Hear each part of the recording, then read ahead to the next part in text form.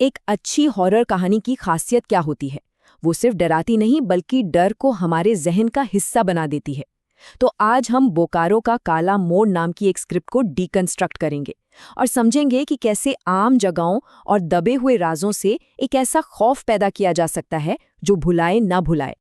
सोचिए, रात का अंधेरा, बोकारो स्टील सिटी की सुनसान सड़क और फोन पर आती है एक घबराई हुई, कांपती हुई आवाज। भैया, यहाँ अजीब आवाज आ रही है, लगता है कोई पीछा कर रहा है। और बस यही थे उसके आखिरी शब्द। कहानी की शुरुआत ही रोंगटे खड़े कर देती है। कहानी का टाइटल है रॉन्ग टर्न, यानी गलत मोड़।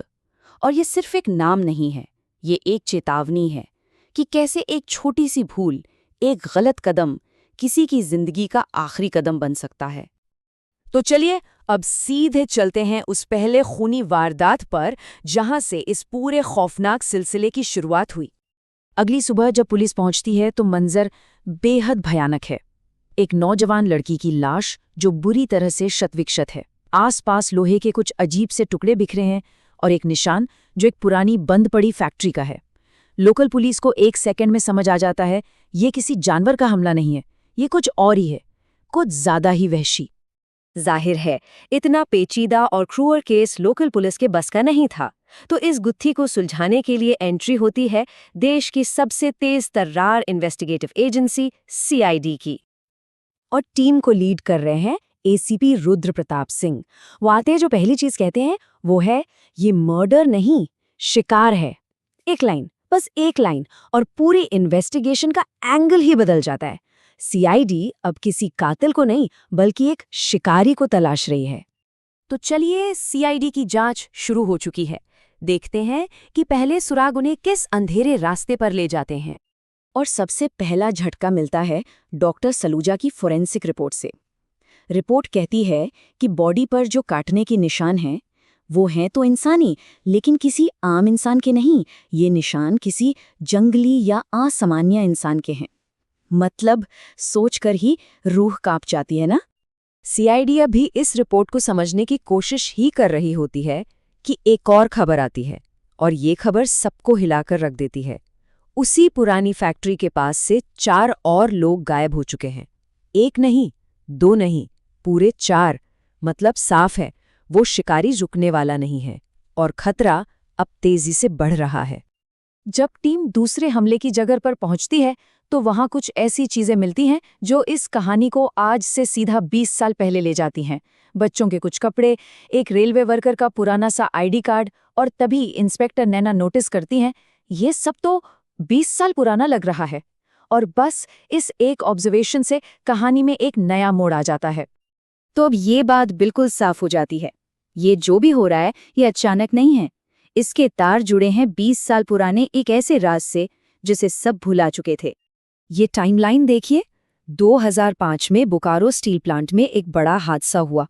सरकारी तौर पर कहा गया कि कुछ मजदूर मारे गए और केस बंद कर दिया गया, लेकिन असली कहानी कुछ और ही थी।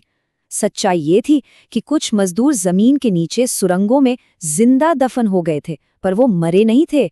और अब ठीक 20 साल बाद ये हत्याएं शुरू हो जाती हैं। तो यहाँ 2 कहानियां एक साथ चल रही हैं।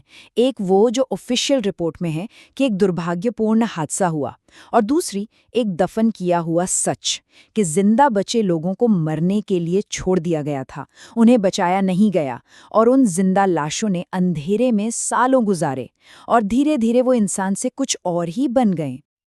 अब जब सीआईडी के सामने ये पूरा सच आ जाता है तो उनके पास एक ही रास्ता बचता है। उन्हें उस पुरानी फैक्ट्री के नीचे उन्हीं सुरंगों में उतरना होगा। अब जांच एक टकराव में बदलने वाली है। और जैसे ही टीम उन अंधेरी सुरंगों में कदम रखती है, एक ही सवाल मन में आता है, आखिर बोकारो की जमीन के नीचे कैसा खौफ, कैसा हॉरर दफन है। अंदर घुसते ही अंधेरे में से टीम पर हमला हो जाता है, और तब गूंजती है एक आवाज, हम मरे नहीं, हमें मारा गया था।